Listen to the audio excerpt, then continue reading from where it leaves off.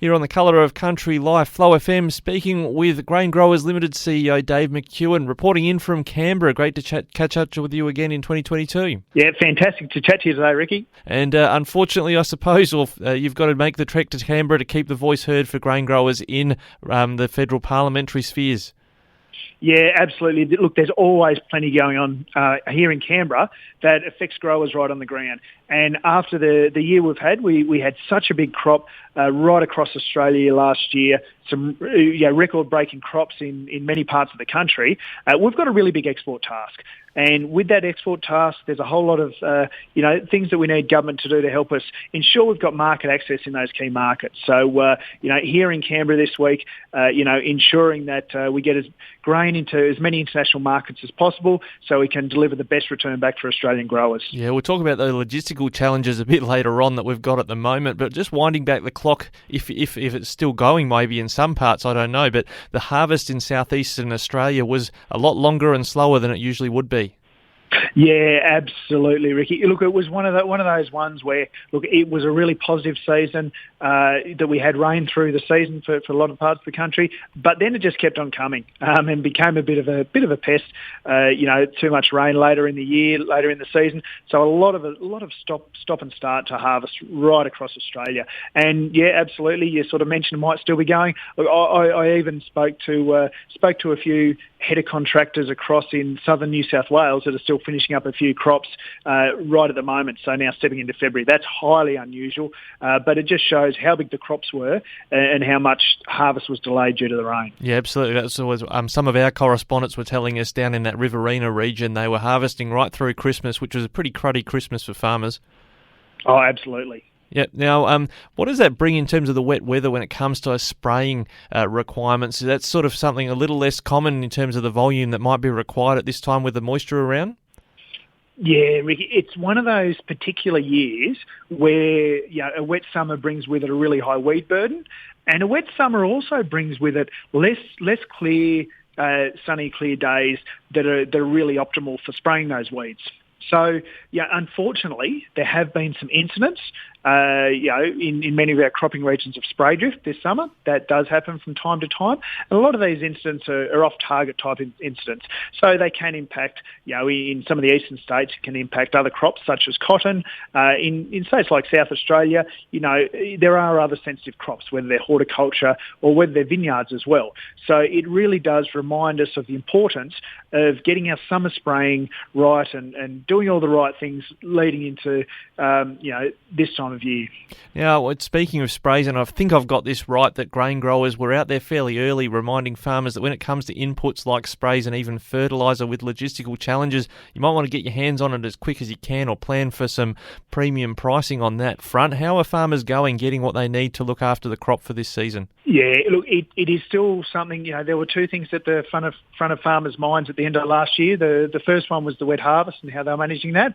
And the second one was preparing for the year ahead. Farmers always do think around, what they're putting in the ground next year, how the crop's going to operate and the inputs they'll need. But last year in particular, there was a lot of nervousness around access to those key inputs, as you've indicated. A lot of the key chemical inputs and also fertiliser.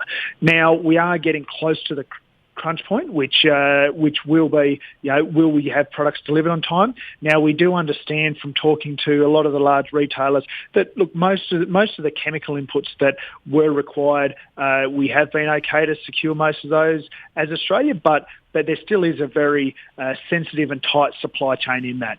So it is really important that growers, we said the message early on was get in early, get your orders in early, work with your reseller, work with your agronomist.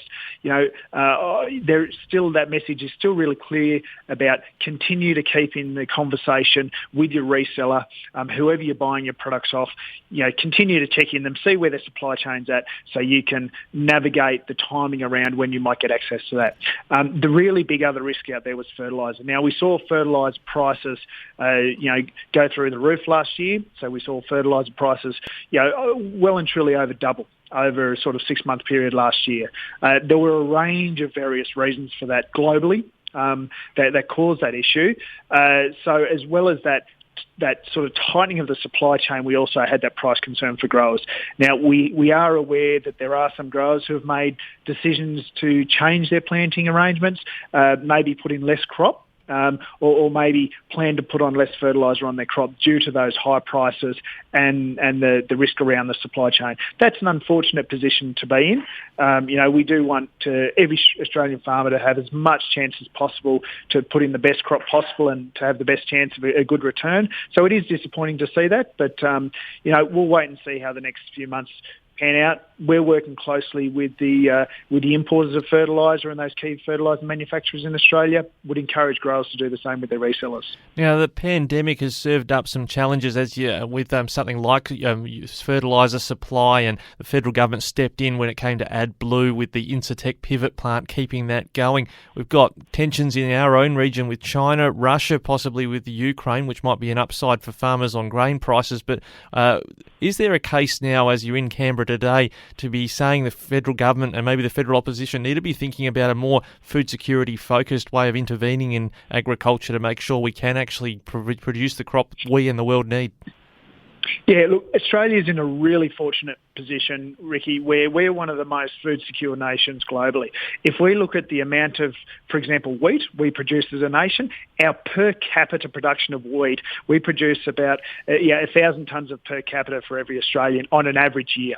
So we are, multiples above even all our global competitors of wheat production. So we compare ourselves to Canada, to the US, even to EU nations. We're in a really secure space from a grain production perspective, and that's why we have such a strong export market and such a strong focus on exports. But absolutely, you're right that we do need to get those settings right around stability and security of agricultural production in Australia. It not only feeds the nation from a food perspective and puts food on a plate, it also feeds and drives our economy.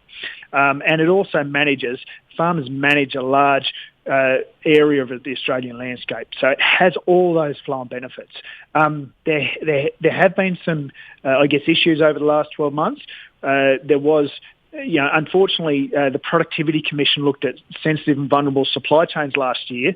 They unfortunately underestimated the risks to the agricultural supply chains as part of their reports, and we've been quite vocal about that and made our positions quite clear to that of government. So we do need to do a couple of things, and we'll be coming into an election year this year. So it's that great opportunity again for us to talk about what we need from government. There's a couple of things which we'll be looking at. Part of our platform is ensuring that government continues to deliver that stable operating environment and continues with all those positive policy settings that have been there for a long time, maintaining the diesel fuel rebate, continuing to match investment in research and development, those continued things. But then we also need to take the opportunity to step up, to create those new opportunities and look at those big, bold policy settings. And those are some of the things that as grain growers we'll be looking at, working through with government over coming months. Now, just lastly, Dave, I mentioned the Ukraine crisis at the moment. The projections from some of our analysts is indicating that there's possibly some big upside for farmers in terms of their pricing. How are you seeing it from a grain grower's point of view, how grain prices are looking this year? Yeah, Ricky, look, the first really important thing to note is that we don't wish war on any part of the world, wherever they are, and it's really unfortunate the circumstances that we're seeing play out in the Ukraine region at the moment with the threat from Russia. Look, we are seeing, but because of that, we are seeing a risk premium being built into the grain market. So that has actually, as you've indicated earlier, put a bit of, a upward swing in grain prices globally. Especially in Australia, where we're coming off the back of such a big harvest, we've got such a big grain crop, we're seeing increased interest globally for Australian grain because we do have that, such a strong crop, such a high quality crop and certainty of supply. So although we've got a big crop, we're in a really fortunate period as well where prices were really strong last year and much stronger than expected. And it also looks to continue to be that way. So, last year was an outstanding year price-wise for crops like canola, other even pulse crops such as lentils. We saw a really high price for a lot of those through last year. I'm not an analyst, but listening to the analysts, that I'm sure you're listening to many of them as well, and many of your listeners are, they're sort of also indicating that it looks like it'll be positive from a price perspective for a while to come yet. Yes, like you say, absolutely. We don't want someone else's misery to be our gain, but that's the way the markets seem to be pricing it. Great to hear you're representing there in Canberra for grain growers, and we look forward to hearing more from grain growers coming up to the federal election. Thanks, Ricky. Always great to chat.